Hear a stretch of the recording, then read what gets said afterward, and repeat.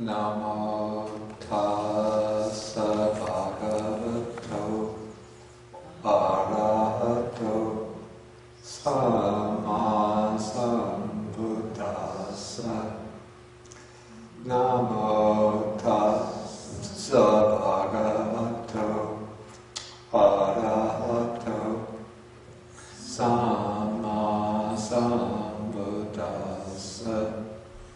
Namo tassa bhagavato arahato samma sambuddhassa.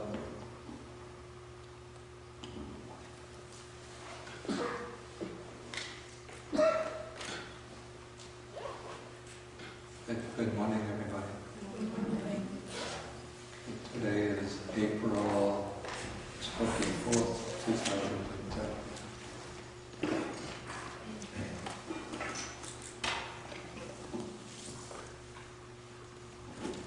Okay, we've been doing studying Sutta number 22 in the Majjhima Nikaya. This is the Alagaddupama Sutta, the Simile of the snake. And so far we've completed 2 classes on the sutta. And in the last class I did the presentation of the standard, what was the argument or logical proof, you could say, of the teaching of anatta or non-self. So it's not really intended to be a logical proof or a logical demonstration, but as a kind of guide to contemplation and to insight. So I just want to go over this argument again, just because this will lead on to the next sections of the sutta. So here we're on page 232, paragraph 26. So the Buddha begins by investigating what are called the 5 aggregates. The 5 aggregates are the 5 groups of factors that constitute a living being, a sentient being. So what we refer to as ourselves, what we are, our personal identity, is a collection of these 5 aggregates. But it's not just a chance collection, like taking 5 different types of stones and putting them into a pile. But we have to understand that these 5 factors are always interwoven, interdependent, supporting and conditioning one another. And because they're interwoven so closely, we habitually, through beginningless time, we grasp upon this collection of factors as being a real self, a real I, a truly existing personal I. And according to the Buddha's teaching, it's this grasping of the idea of I that is the prime manifestation of ignorance and clinging. And it's this grasping of the idea of I, of self, that keeps us in bondage to samsara, the round of birth and death. And so in order to bring liberation from samsara, the Buddha has to teach the way to direct insight into the selfless nature of the 5 aggregates. And now he does this by basing his presentation on 2 other characteristics of the 5 aggregates that are easier to see, easier to understand. These 2 other characteristics are impermanence and dukkha, or suffering or unsatisfactoriness. And so of all these 3 characteristics, impermanence, suffering, and non-self, the one which is most immediately evident is impermanence. Maybe it seems to us that our body, our states of mind are lasting through time. But when one develops very sharp mindfulness and concentration, and then attends to the body and the mind, then one could see how they are constantly arising, changing, and passing away.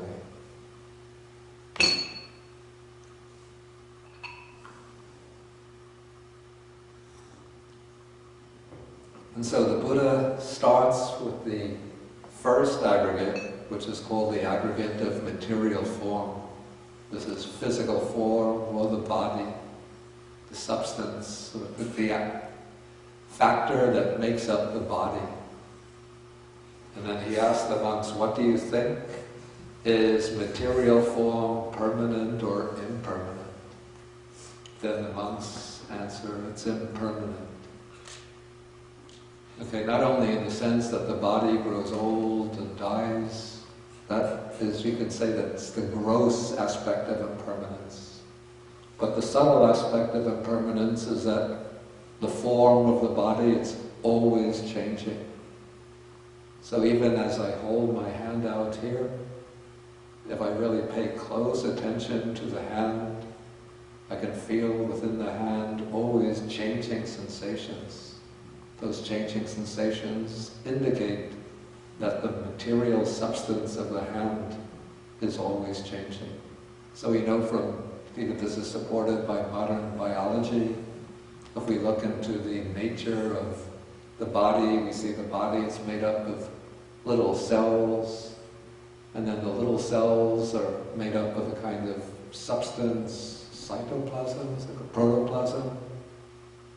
And different types, there's a nucleus, cytoplasm, and if we look at it through a high-powered microscope, we see always it's a beehive of activity.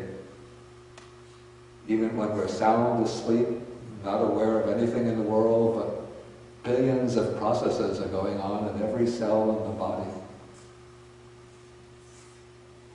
So things are coming into being. Say the protoplasm is being produced, other protoplasm is being destroyed and cleared out.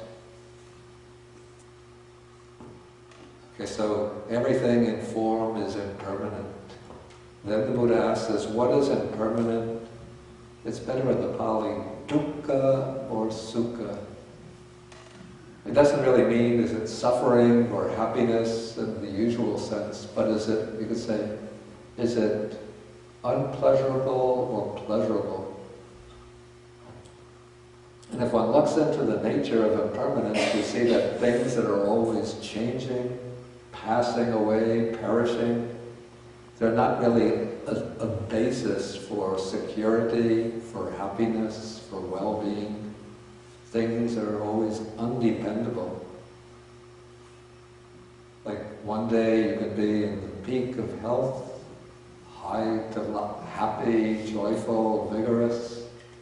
Then you get a little itching in the throat, and at night you feel a fever coming on, and the next day you're lying in bed, oh, miserable.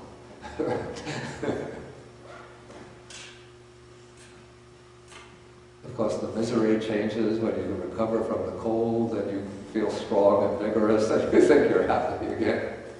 But eventually everything in this bodily existence ends in old age, gray hair, wrinkled skin, poor memory, feeble faculties, going blind, difficult hearing, and then eventual death. So it's ever impermanent. If we really look at it closely, we find even when we're in the peak of health, high point of vitality, but even that strength and vigor and pleasure that we are experiencing, it's casting a shadow of suffering. And so that suffering, it's like the shadow always ready to catch up with us. And so therefore it's unsatisfactory or dukkha. So material form is impermanent, it's unsatisfactory, unsatisfactory, and then it's constantly undergoing change. And so then the Buddha says, is this fit to be regarded thus? This is mine, this I am, this is myself. So if this body is always changing, unsatisfactory, and bound to be given up, to be relinquished, can we say this is myself? And here maybe in the Western or the Western way of thinking, we could say, yeah, this is myself. But against the background of the Indian way of thinking, what is called the self, the atta in Pali, the atma in Sanskrit, this is always assumed to be something which is permanent, which exists forever, and which is in perfect command of itself. So it's a source of, you could say, a source of inner power, a source of control and mastery over itself, and capable of lasting forever. And so if this body, material form, changes, we can't command it and master it to our liking, and if it eventually just breaks down and passes away, we can't say, it's mine, it's I, it's myself. So the monks say, no, Venerable Sir. Okay, then the Buddha raises the same questions about feeling. So what is feeling? We have three kinds of feelings: pleasant feeling, painful feeling, and neutral feeling, the feeling that's not pleasant, not painful. Okay, if we look at these feelings, we see the feelings are always changing from moment to moment. Like even if one is in a state of happiness, pleasant feeling, one looks into the mind and one sees that it's not just one feeling that's lasting, but it's different thoughts arising, and each thought is accompanied by its own momentary pleasant feeling.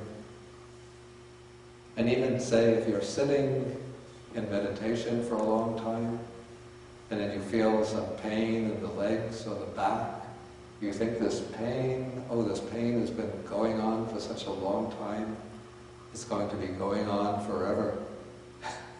But if you pay attention to the pain and just turn it from an annoyance into an object of observation, you see that what you call this oppressive pain is actually a sequence or series of moments of pain. One moment the pain might be really sharp. Next moment it will be dull, a little dull and oppressive. The next moment it will be rising and falling very quickly. The next moment it will be sort of extending with some degree of continuity. Then it might subside, rise again, until when you really look very, very closely at the pain, it's a little bit like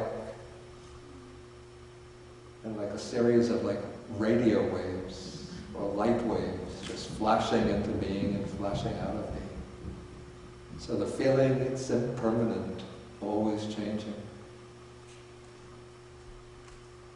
whether pleasure or pain. And then again, because the feeling is always changing, it's unsatisfactory. So even the pleasant feelings, the joyful feelings, because they change, we have no command over them. We can't say, let me be pleasure, let me enjoy pleasure forever, let me always be happy. And so even the pleasure is unsatisfactory. Okay, since the feelings are impermanent, connected to suffering, and subject to change, again, they lack the permanence, the self-mastery, the continuous happiness that's to be expected of a self, of an Atma. And so the feelings too, we say, not mine, not I, not myself. And similarly, perceptions are always changing. Sometimes I'm seeing an object with the eye, sometimes I'm hearing sounds, sometimes I'm smelling an odor, tasting maybe some snack or food, feeling sensations with the body, thinking thoughts with the mind. So all of this is changing the perceptions. So perceptions are impermanent. I can't always have pleasant perceptions. Sometimes there will come disagreeable perceptions. I meet people I dislike. I get into traffic jams if I'm driving. I miss my train or my plane or my bus, and my mind is upset. Okay, so I experience things that I dislike, and so the perceptions are bound up with suffering. So the perceptions, not mine, not I, not myself. Then the fourth group of factors is called the sankharas, the volitional activities. Acts of will, acts of desire, planning, projecting, willing, acting, constructing, building, doing, making. All of these volitional activities arise and fall away. So in the morning I'm planning what I'm going to have for breakfast.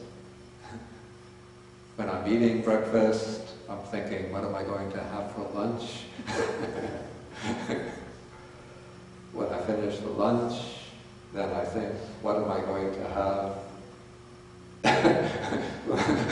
for a snack or for a drink in the afternoon or evening? What am I going to do today? What am I going to do tomorrow? So these plans, projects, acts, deeds, always changing. And then often my desires, wishes, plans, sometimes even the deeds, they're not subject to my perfect control. So we have maybe the extreme case is what they call the obsessive compulsive disorder. Like a person has an obsession that they have to wash their hands 20 times a day. And so even if they tell themselves, there's no reason for me to be washing my hands so often, no reason to be washing my hands so often. But I just put my hand on the table, maybe I'm getting germs. Oh, if I get the germs, I might get sick. If I get sick, then I'll run up big medical bills and be an inconvenience to my family. So I better go wash my hands. So it happens like this. People sometimes they can't control what they want to do, or they can't control what they do. So this is an extreme example, but there are many examples from it that we all experience in our day-to-day life. So not having perfect control over the mind's desires, its undertakings, this is a form of dukkha. So volitions are impermanent, bound up with dukkha, subject to change. Therefore they're not mine, not I, not myself. And then finally consciousness, which is the awareness of all of this. Generally in the Indian tradition, there was a tendency for the thinkers, the philosophers, the sages to identify consciousness as the self, thinking that everything else changes, but the awareness is something which is like a light always shining, always bright, always persistent throughout all experience, always remaining the same. But the Buddha analyzed consciousness that's tautology. He analyzed consciousness analytically. He analyzed consciousness into distinct types of consciousness. And he explained that consciousness always arises based on a sense faculty. So there is consciousness arising through the eye, consciousness through the ear, consciousness through the nose, through the tongue, through the body, and then the inner consciousness or reflective consciousness. introspection, conceptual consciousness, mental consciousness. Okay, so consciousness is constantly, when we look at it closely, we see it's arising and passing away. Sometimes when I'm seeing a form through the eye, then there is visual consciousness. When I hear sounds, that's auditory or hearing consciousness, and so on. So the consciousness, it's arising and passing, always changing. And so consciousness too is impermanent. It's connected with suffering, subject to change. So even consciousness, the Buddha says, one should see is not mine, not I, not myself. So then in paragraph 27, he brings all of this together. Now he's hitting at the crux of his teaching,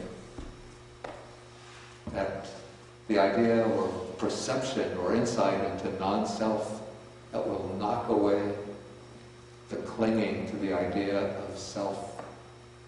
So he says, therefore, any kind of material form, whatever, past, future, or present, internal or external, gross or subtle, inferior or superior, far or near, all material forms should be seen as it actually is with proper wisdom. Thus, this is not mine, not I, not myself.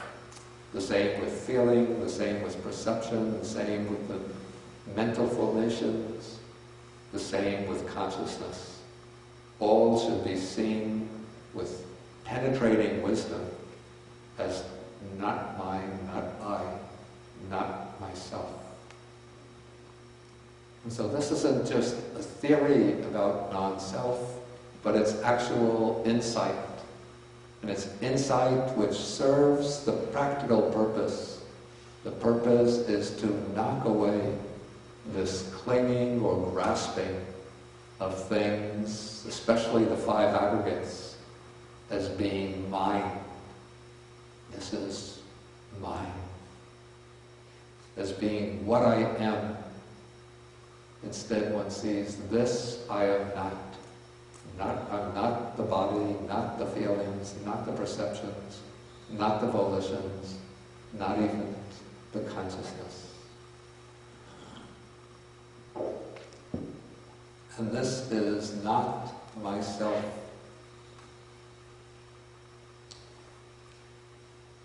So this is actually, it's a very useful contemplation. You don't even have to, it doesn't mean that you have to be like a great yogi, a great meditator to practice this. But I found this very useful in times when I get ill, when I'm lying in bed, sometimes very weak, a lot of pain, sickness. Then usually if one doesn't have some theme to contemplate, one just lies in bed thinking, oh, how miserable I am, why does this have to happen to me? So everything is centering around I, me, right? But if one brings up this idea, this is not mine, this body is not mine, the illness is not mine, this I am not. The pains, the painful feelings, the tiredness, the exhaustion, sometimes moods of dejection. Just see it, this I am not. This is not myself. And then it becomes very liberating. Not necessarily in the sense that you gain full enlightenment and permanent liberation, but you can just endure difficult conditions in life.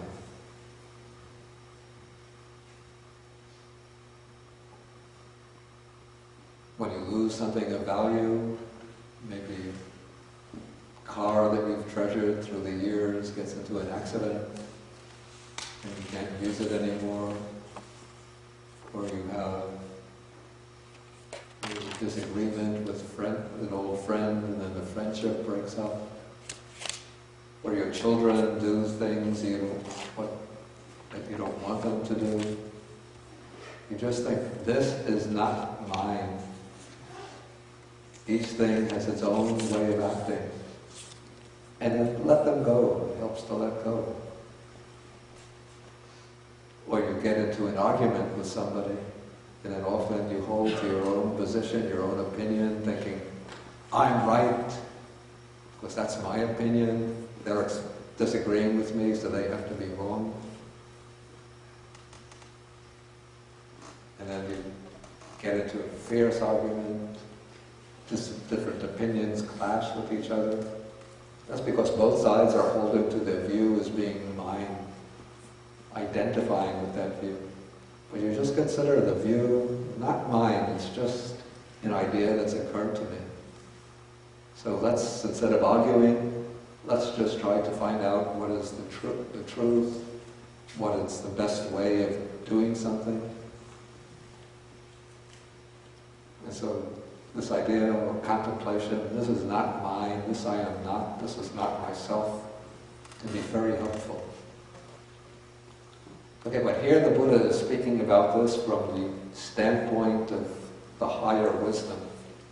And so when the noble disciple sees this with wisdom, then he becomes disenchanted with material form.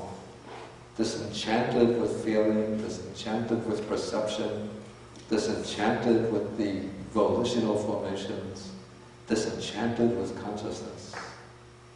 So what is meant by disenchantment here means that one has seen through the illusions or the enchantment of taking these five aggregates to be mine, I, myself. And when one sees through that illusion, through that enchantment, then one starts to inwardly turn away from them and to let go of them. So that turning away and letting go, that is what is meant by disenchantment. The Pali word is nibbida.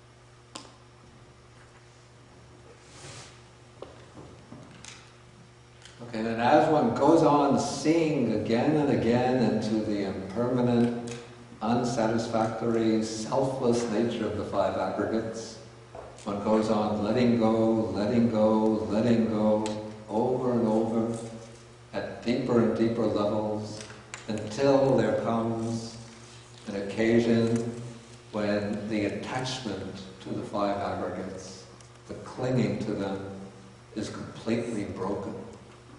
Completely overthrown, overturned.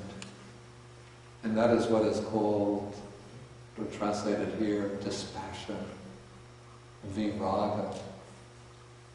Raga literally means the color when something is dyed. The color, it's raga, gives the coloration to a piece of fabric. Then when the color is completely removed from the fabric, that is viraga.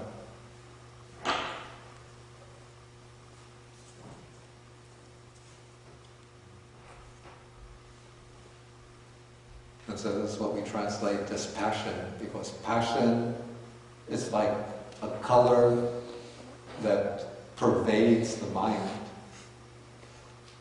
Then when that passion, attachment is completely removed from the mind, that experience, it's viraga, dispassion. And with the ending of passion or attachment, the mind reaches vimukti. It's liberation.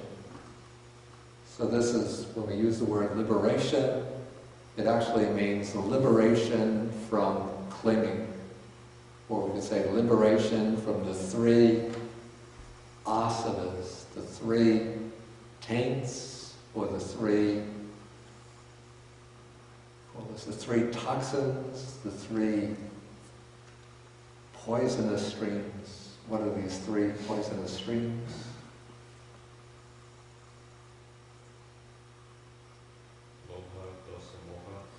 No. Clinging to sensual pleasure. And what else? Clinging to existence. Yeah. And ignorance. Right, very good. So it's the clinging to sensual pleasures. That's called kamasana, the flowing of this desire for sensual pleasure.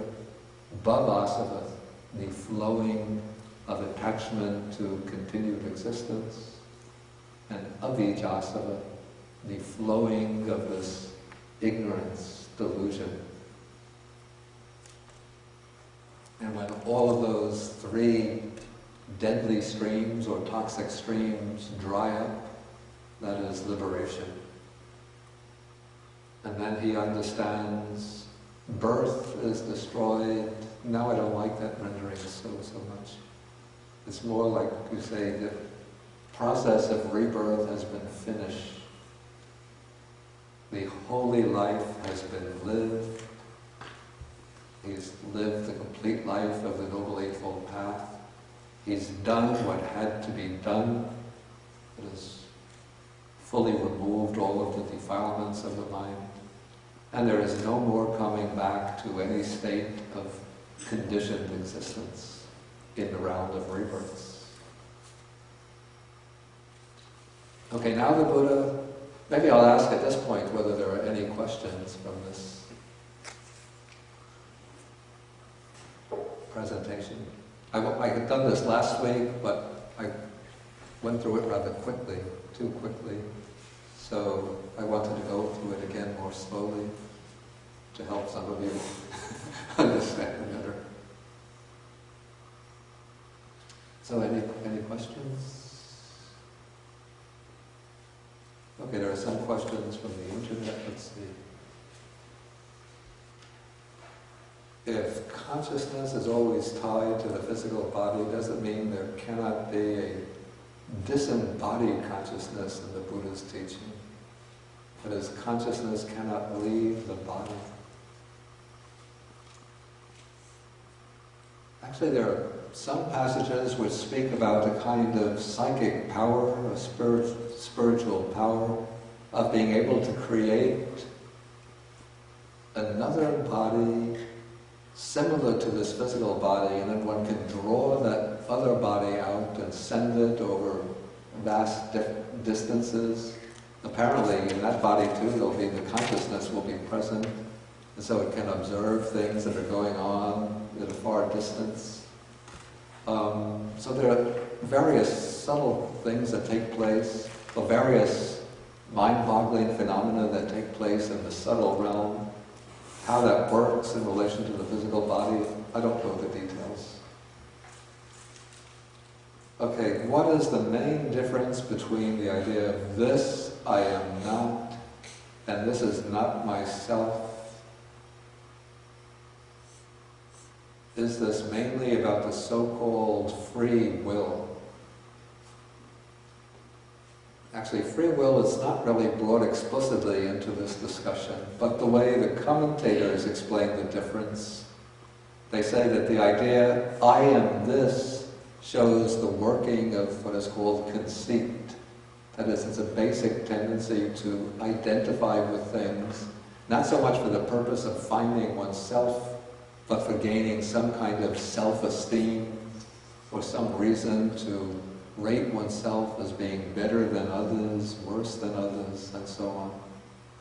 So that is, this I am, and so the idea, I am not this, as the purpose of counteracting conceit, so that one doesn't think, I am better, I am equal, I am worse. On the other hand, the idea, this is myself, it's a speculative view, a kind of theory or doctrine or belief in a self. And so the purpose is of this is not myself, is to counteract that view of a self.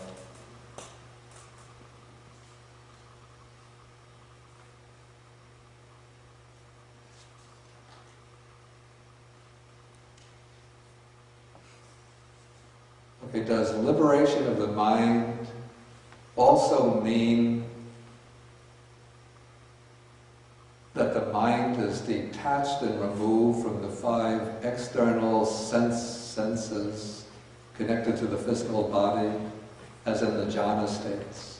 No, it doesn't necessarily mean that. Somebody who is liberated in mind, whose mind is liberated in this sense, it means that the mind is liberated from the defilements. And so the mind remains liberated under all conditions. So even if this person is engaged in the activities of day-to-day life, even if he's eating a delicious meal with maybe beautiful music playing off on the side, and dancers dancing in front of him.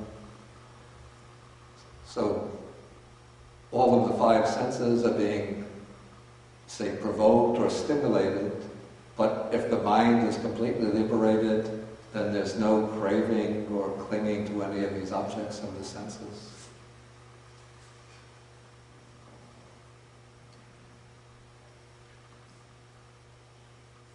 Okay, I'll skip there's one more question, it's a little bit tangential, because I want to come back and then finish the sutta today. Okay, so now we come to a passage where the Buddha is going to praise the liberated one, with using a number of metaphors and images. So he says, this bhikkhu, this monk, is called one whose crossbar has been lifted, whose trench has been filled in, whose pillar has been uprooted, one who has no bolt, a noble one whose banner is lowered, whose burden is lowered, who is unfettered. And then the Buddha is going to explain each of these images. So, paragraph 31, how is this monk one whose crossbar has been lifted? So here, I'm not sure the exact reason, but the crossbar is identified with ignorance. I guess in houses where they want to prevent people from breaking in, they put a bar across the door. So that bar, it's compared to ignorance. And so one who has lifted the crossbar is one who has abandoned ignorance, cut it off at the root, made it like a palm stump, done away with it so that it cannot arise again in the future. That is how the monk is one whose crossbar has been lifted. Okay, how is the monk one whose trench has been filled in? Okay, the trench is compared now to the round of rebirths, that is samsara. And so the monk is one who has abandoned the round of rebirths, again, cut it off at the root and so on, so that it is no longer subject to future arising. Okay, how is he one whose pillar has been uprooted? Here the pillar is a metaphor for craving. So the answer is that the monk is one who has abandoned craving, cut it off at the root, and so on. How is the monk one who has no bolt? The bolt is the little latch that locks the door. Here the monk has abandoned the 5 lower fetters, cut them off at the root, and so on, so they are no longer subject to future arising. Does anybody remember what the 5 lower fetters are?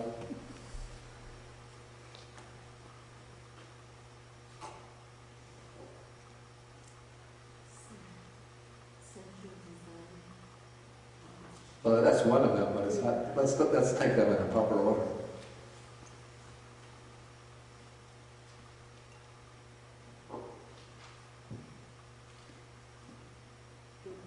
Some of you are veterans, you should be able. I'll give it a shot. Personality view, Yeah, go.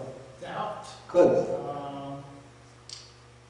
observing to rites and rituals, Yeah, good. sense desire, Yeah. any will. Great, wonderful. Yeah.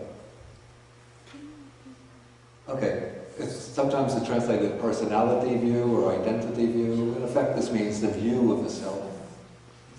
Then the second is doubt.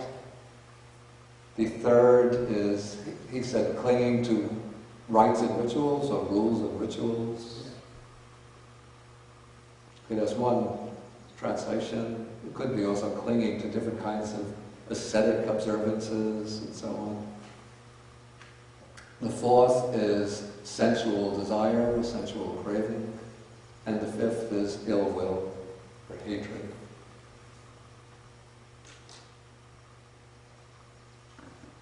Okay, so that is the bolt. How is the bhikkhu a noble one whose banner is lowered, burden is lowered, who is unfettered?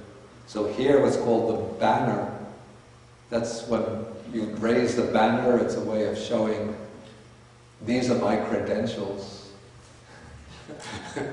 I have a PhD from this university, I worked for 20 years with this corporation, I've won these awards. You know, of course, if you have all of these honors, it's great, but sometimes you meet people, as soon as they say, hello, I am Bhikkhu Bodhi, he says, oh, I am so-and-so, I have a PhD from such and such university. I worked for so many years for such and such. I remember meeting even a monk, he gave me his business card. You see the business card, president of such and such Bhikkhu Association, chief incumbent, such and such a temple, spiritual advisor to such and such a Buddhist society, religious advisor to the such and such university Buddhist youth group, assistant director of such and such an association. It seems almost as though one face of the card was not enough, you have to turn it over.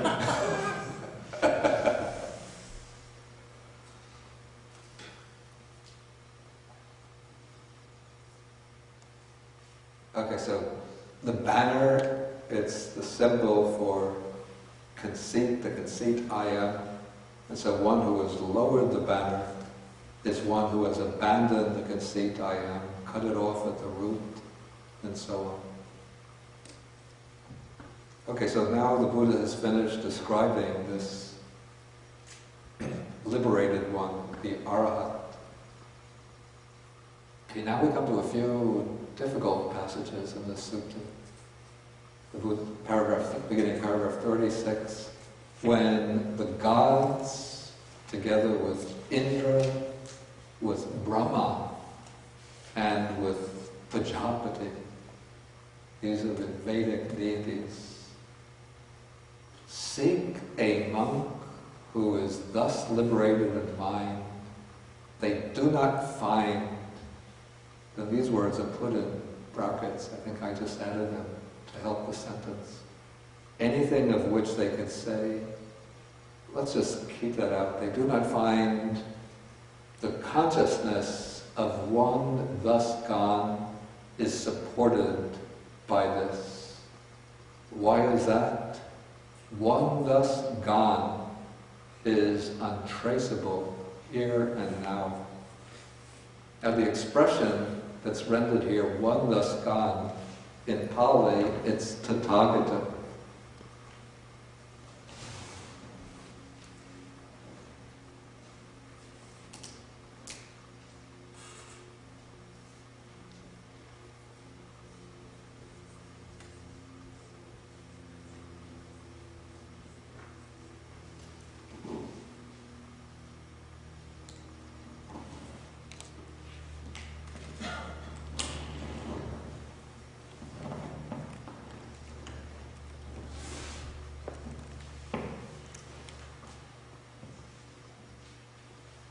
Now the word Tathagata, usually in the text, it's an epithet for the Buddha. So the Buddha, when he speaks about himself, he refers to himself as the Tathagata.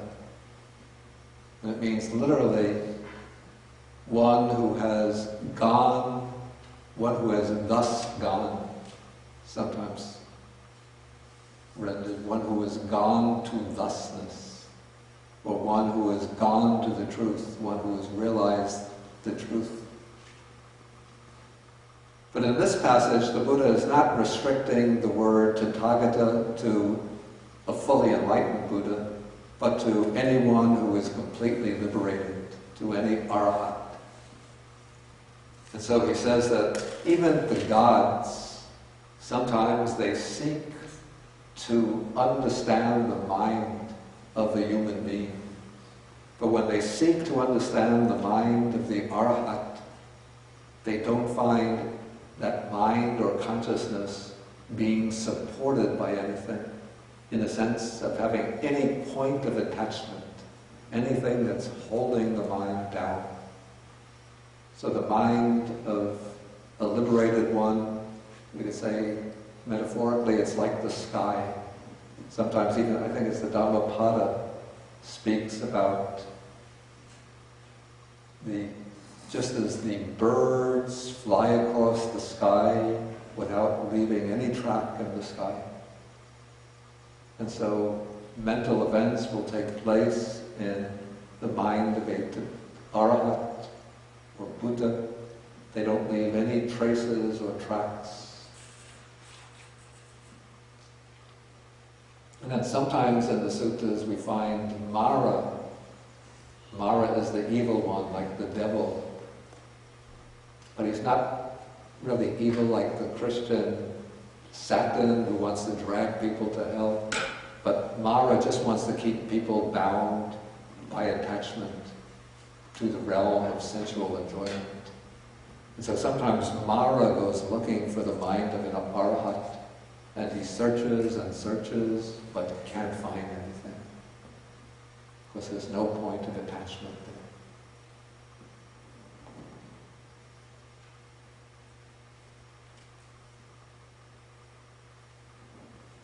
And so the Buddha says, one thus gone is untraceable here and now.